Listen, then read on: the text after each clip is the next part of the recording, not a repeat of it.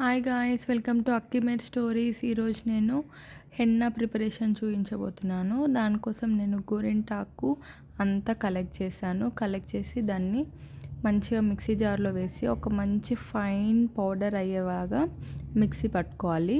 అది ఇట్లా మంచి గ్రీన్ కలర్గా సన్నగా పౌడర్ అయిపోయిన తర్వాత ఒక గ్లాస్ జార్ తీసుకొని ఎయిర్ టైట్ ఉండేది అందులో ఈ పౌడర్ అని తీసి స్టోర్ చేసుకోవాలి. మనకి ఎప్పుడంటే అప్పుడు యూస్ చేసుకోవడానికి కన్వీనియంట్గా ఉంటుంది. సో ఇప్పుడు నెక్స్ట్ ప్రిపరేషన్, ఇప్పుడు ఒక బౌల్ పెట్టుకొని మీరు టీ డికాషన్ అయినా కాఫీ పౌడర్తోనైనా డికాషన్ ప్రిపేర్ చేసుకున్న తర్వాత ఒక ఐరన్ కడాయి తీసుకున్నాను. నేనైతే ఇక్కడ ఐరన్ కడాయి తీసుకొని కావాల్సినంత మెంతి పౌడర్ వేసాను.